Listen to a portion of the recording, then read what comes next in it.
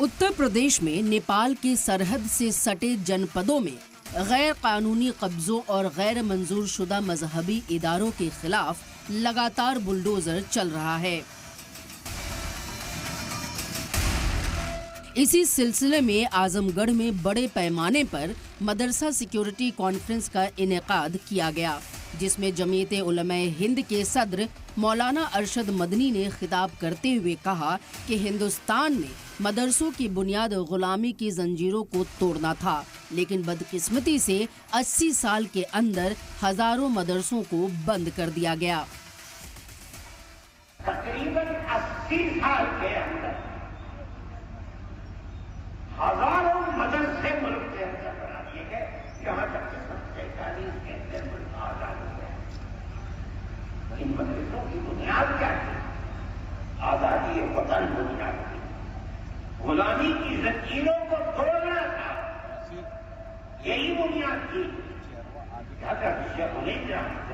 ने आखिरी सांस मुल्क की आजादी के लिए उन्होंने और उनके शागिर्दों ने मुफ्ती वाहिदुल्लाह साहब, शाहजहांपुरी, हजरत मदनी, अनवर शाह कश्मीरी और उसके बाद उनके शागिर्द, जहां तक के मुल्क 1947 के अंदर आजाद हुए और हजरत शेखुल हिंद रहमतुल्लाह के अंदर अल्लाह ने आजादी वतन के लिए कितनी ताकत रखी थी और कैसा जज्बा था, ऐसे अपराध दुनिया के अंदर कभी थे।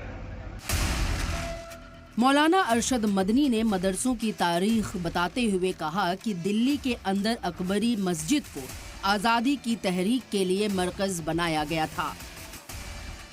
दिल्ली के अंदर उसका नाम था अकबरी मस्जिद, जिसको शाहजहां की बेटी अकबरी बेगम ने उस मस्जिद को तामीर किया था। उस मस्जिद को सैयद इस्माइल शहीद रहमतुल्लाह अलैह की तहरीक के लिए मरकज बनाया है। वो तहरीक यहीं से चली है। इन मस्जिदों को कहा जाता है इनके साले बच्चों बुलडोजर से मस्जिदों को गिरा दिया।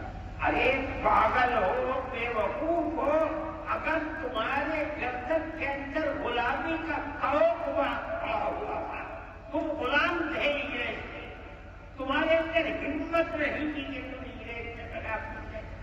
अगर आवाज उठी इन्हीं मस्जिद और इन्हीं मदरसे।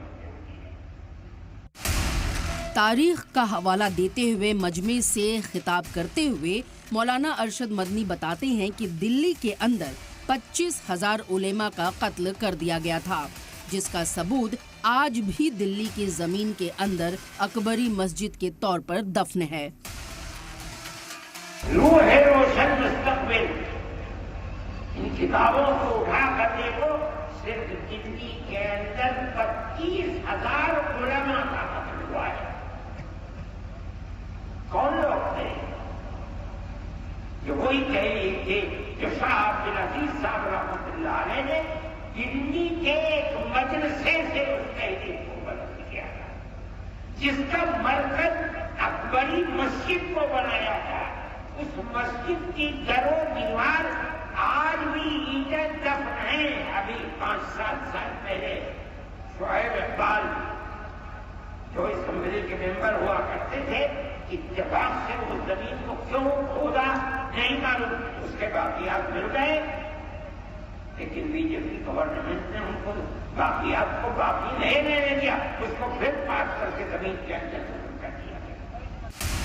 मौलाना अरशद मदनी ने हुकूमतों को चैलेंज करते हुए कहा कि मदरसों के अलावा ऐसी कौन सी तंजीमें थी जिसने मुल्क की आज़ादी की लड़ाई के लिए आगे आई, लेकिन अफसोस है कि मदरसों पर बुलडोजर चलाया जा रहा है। कोई है माई हालात बताए वो कौन सी जगह है जहां से आजादी वतन और गुलामी की तरकीब को निकाल कर फेंकने के लिए मरकज बनाए? कोई बता सकता है? मैं मुसलमान हूं, मैं कह रहा हूं, अलग ऐलान कह रहा हूं, तारीख की किताबों को पढ़ो, अगर गलत कह रहा हूं बताओ। क्यों मदरसों के पीछे पड़े हुए? हमारा ताल्लुक कोई सियासत से नहीं है। दरअसल यूपी सरहद के पास महाराजगंज, सिद्धार्थ नगर, बलरामपुर, श्रावस्ती, बहराइच, लखीमपुर खीरी, पीलीभीत में कार्रवाई जारी है। यूपी में अब तक 225 मदरसों, 30 मस्जिद, 25 मजार और 6 ईदगाह पर चाबुक चल चुका है। इतना ही नहीं, उत्तराखंड में भी सैकड़ों मदरसों को सील किया जा चुका है। इससे कब्ल असम की बीजेपी हुकूमत भी मदरसों पर कार्रवाई कर चुकी है।